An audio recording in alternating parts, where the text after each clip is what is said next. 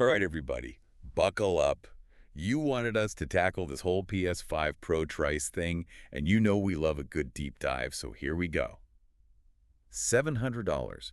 No disk drive. Are they kidding? You even sent in that Mara Station article, and honestly, yeah, it's got some points that made me sweat a little. Yeah, I can see why people are freaking out a bit. Freaking out is an understatement.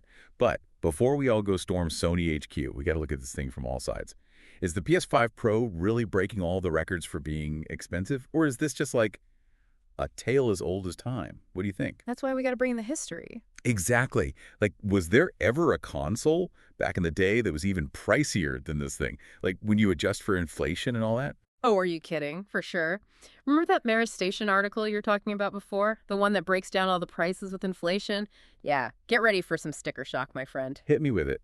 What was the most expensive console back in the day when you adjust for inflation? We got to give the trophy to the Neo Geo for that one. This thing, back in 1991, cost $650. 650. Okay, even back then that wasn't cheap. Oh, it gets worse. Way worse. Adjust that for inflation, and you're looking at something like $4,454 in today's money. You're telling me that thing cost more than double the PS5 Pro back in the day?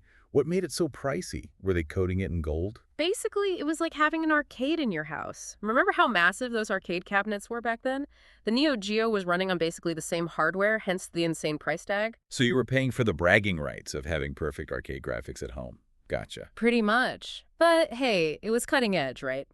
But the Neo Geo wasn't the only one with a heart attack-inducing price tag. The Philips CDI, back in '92, would cost you over $2,000 in today's money. $2,000. Okay, now that's just crazy talk. Wasn't the CDI ahead of its time, though, like with the whole CD thing instead of cartridges? Oh, for sure. It was cutting edge, but that tech came at a price. It's kind of interesting to compare that to the PS5 Pro going diskless, actually. It's like history is repeating itself, except with way better graphics this time. Totally. And since we're on this trip down memory lane, can we talk about the PlayStation 3 for a second? Ooh, the PS3. Now, that was a launch, let me tell you.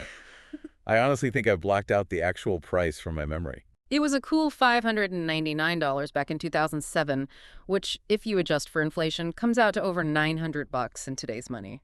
So maybe this PS5 Pro isn't looking so bad after all? Relatively speaking, of course. It's all relative, right?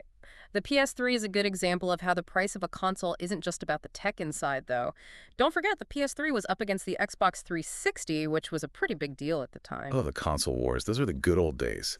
So are you saying the PS3 price was more about Sony trying to, like, throw their weight around? You got it. Plus, don't forget, it had all the fancy new features. Blu-ray player, powerful new processor, all those bells and whistles add up. Okay, so we've established that expensive consoles aren't exactly a new thing. But before we go any further, let's do a quick reality check on this whole inflation thing for our listeners. I can already hear some people out there saying, why are these guys talking about the price of a console from like 30 years ago? You're right, that's important to clarify. Basically, when we talk about inflation, it just means that $1 back then isn't the same as $1 today, right? It's like how a bag of chips seems to cost $1 more every time I go to the store. Exactly. $1,000 back in 1991 could buy you a whole lot more than it could today. So to compare apples to apples, we got to adjust those older prices to what they'd be in today's money, right? Right on. Otherwise, it's like comparing a calculator to a spaceship, totally different beasts. Okay, that makes sense. So we've seen consoles that cost even more than the PS5 Pro, but times were different then. What is it about the PS5 Pro's price that makes everyone go nuts today? That's the million-dollar question, right? It's more than just the number, you know? It's about where gaming is at today. Right. It's not like we're only comparing it to those old consoles. There's digital downloads, subscription services, free-to-play games. It's a whole different world out there now. Back in the day, if you wanted the newest games, you needed the expensive console. Now, not so much. Exactly. It's like the PS5 Pro isn't just competing with other consoles, it's competing with all these other ways to play games, which makes the price tag even more of a big deal, especially for someone who's on the fence, you know? It's like that classic dilemma. Do I get the crazy expensive steak dinner, or do I cook at home for a month for the same price? Two very different experiences. Perfect analogy. And it highlights the decisions gamers have to make these days. So with this PS5 Pro, the real question is, what are we getting for that price, right? What justifies it? Right, let's get down to brass tacks. Break it down for me. What is so amazing about this PS5 Pro? Well, it's all about power. This thing is an absolute beast when it comes to processing power and graphics. Think way faster loading times, much smoother frame rates, potentially even higher resolution than we've ever seen. 8K gaming, anyone. 8K game? Is that even a thing people talk about? Seriously, though, that power must be off the charts. Imagine the details, the realism in games now. Oh, for sure. It's all about pushing the limits of what we thought was possible in gaming, right? That's always been a big selling point for new consoles, pushing that tech as far as it can go. But the PS5 Pro isn't just about power, it's also got that 2TB SSD. Okay, hold up a sec. What's so special about a 2TB SSD? Some of us aren't fluent in tech speak. Basically, it means tons of space for all your games. No more deleting your favorites to make room for new ones. Plus, SSDs are crazy fast. Say goodbye to those loading screens that feel like they last forever. No, that's what I like to hear. There's nothing worse than staring at a loading screen for like 10 minutes. Okay, so it's powerful, tons of storage, but no disk drive. Seriously, what gives? Well, that's the trade-off, right? And for a lot of gamers, it's a big one. Sony's all in on this digital future, and they aren't the only ones. Physical copies are, like, going the way of the dinosaurs. Digital downloads and streaming are the future, or at least that's what they want us to think. It's tough. I love the convenience of digital downloads, don't get me wrong, but there's something about having a physical game, you know? Absolutely. And then there's the whole ownership thing. Digital, you don't own it the same way as a physical copy. More like you're renting it forever. It's a tough pill to swallow for some. Tough choice. Pay more for power and ease, but give up that ownership and the option to use your old discs. Not a simple decision. And that's what makes it interesting, right? It all comes down to what you, as a gamer, value the most. Is it all about having the latest and greatest tech no matter what? Or are things like backwards compatibility and physical ownership more important? No right or wrong answer. Totally personal preference. But this whole disc thing, it makes you wonder, is this it? Is this the beginning of the end for physical games as we know them? The million-dollar question for sure, only time will tell. What we do know is that the gaming world is changing fast, and the PS5 Pro is right in the middle of it all, driving that change. So it's like the PS5 Pro is shoving us towards this digital future, ready or not. But this whole thing has got me thinking bigger picture now. Is this just the beginning? Are console prices just going to keep climbing higher and higher as the tech gets fancier? That's the big question, isn't it? And there's no easy answer. I mean, we've seen it happen before.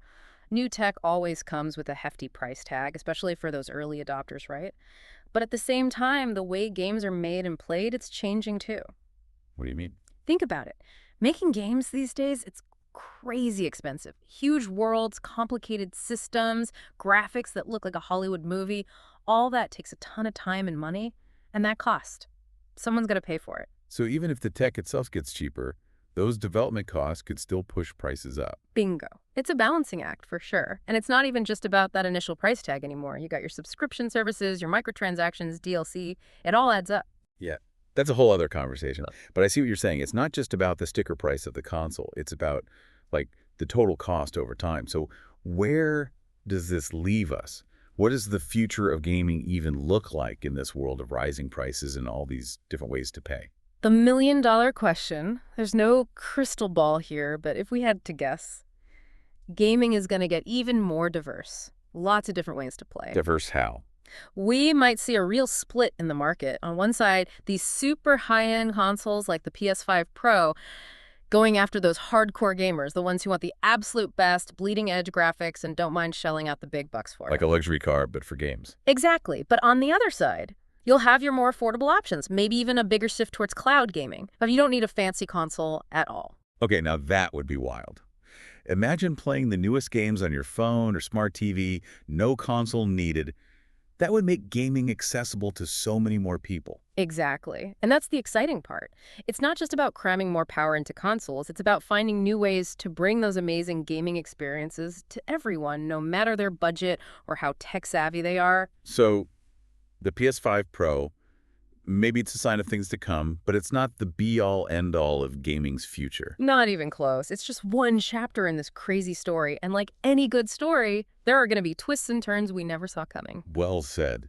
All right, everyone listening, we might not have all the answers, but we hope this deep dive gave you some things to think about. Absolutely. Tech keeps moving, gaming keeps changing. What's important is staying informed, asking the tough questions, and of course, playing those games you love.